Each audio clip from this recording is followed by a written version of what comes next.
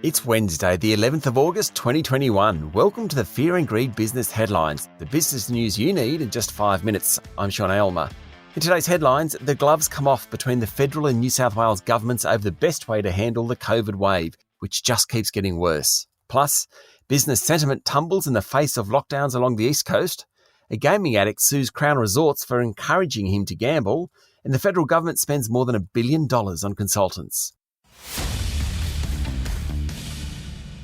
Our lead story today, the uncomfortable coexistence between the federal and New South Wales governments that's become more and more awkward as the COVID-19 vaccination rollout has gone from bad to worse, yesterday hit a new low, with Prime Minister Scott Morrison critical of Premier Gladys Berejiklian's language, which has moved away from achieving zero COVID transmissions in the community.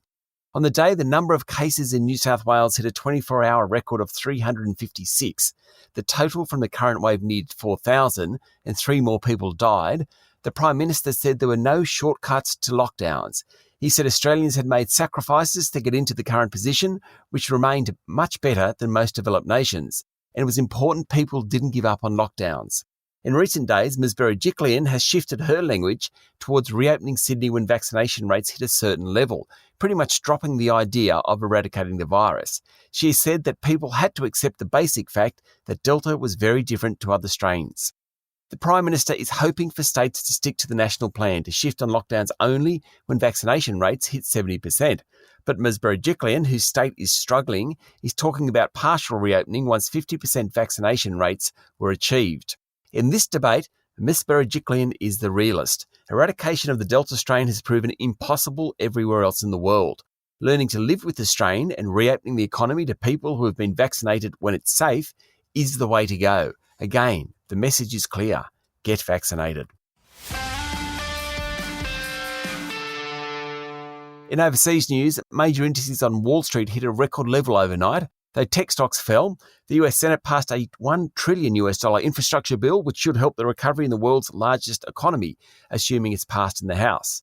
Bitcoin is back. Well, it never went away, but its value is back up to $46,000 a unit.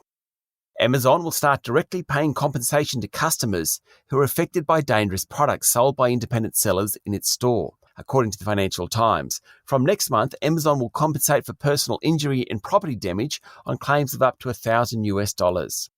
Apple's about to launch its latest version of the iPhone, which, according to Bloomberg, will include major camera and video recording upgrades. One will be the ability to record video in a higher quality format. The successor to iPhone 12 is expected to go on sale in coming weeks. The governor of New York, Andrew Cuomo, who was considered a presidential candidate and has been lauded for his coronavirus response, resigned overnight in the face of multiple sexual harassment allegations. The high-profile politician said he didn't harass anyone, but was thoughtless the way he spoke to and touched women on his staff.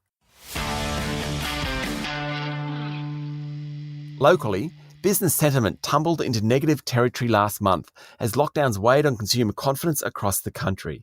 The National Australia Bank monthly survey showed that the robust confidence in the first half of the calendar year dissipated as restrictions in Victoria, then Greater Sydney and South East Queensland hit sentiment. But the mood is still more buoyant than the low point of 2020, and the bank's economists said they expected a bounce back once lockdowns eventually ended. A gambling addict is suing Crown Resorts for $4.5 million, alleging the gaming giant breached consumer laws after he was encouraged to continue betting, even though he was in debt and his mother had warned he should be banned. Ahmed Hasner accused Crown of unconscionable conduct and breaking its own code of conduct when it allowed him to continue gambling and offered him free holidays and tickets and the ability to bet on credit. It's the first individual claim since the Victorian Royal Commission into Crown. The Prime Minister yesterday responded to the United Nations Intergovernmental Panel on Climate Change report released on Monday night, which highlighted that Australia would be hit harder than many by climate change. Mr Morrison, who has a poor track record on the subject, refusing to commit to targets, pushed for big polluters like China and India to do more and said Australia was doing its fair share. He also highlighted that investors were already pressuring companies around climate change, regardless of what governments were doing. The federal government spent $1.2 billion, that's $1.2 billion, on the 5 big consultancy companies last year, with Accenture winning $340 million worth of business. Deloitte was next in line with $275 million, followed by KPMG, EY and PwC, according to the Financial Review. That's a lot of money on consultants. And some of the biggest names in the tech sector in the land are coming together to launch the Tech Council of Australia today to help promote jobs and grow the industry locally and bolster Australia's credentials as a tech hub. Led by Tesla chair Robin Denholm, who is Sydney-based, the group includes several co-founders of successful tech companies, including Atlassian's Scott Farquhar, Afterpay's Anthony Eisen, and Canva's Cliff Obrecht. That's the Fear and Greed business headlines for today. Make sure you hit follow so you get it every morning. And if you'd like more detail and more stories, search for our longer daily podcast called Fear and Greed. We also release a daily interview. Today, we're talking to the CEO of the new Tech Council. That's the one I was just talking about. Don't forget to follow us on LinkedIn, Facebook and Twitter, or jump onto fearandgreed.com.au. I'll be back later with the afternoon market report. I'm Sean Aylmer. Have a great day.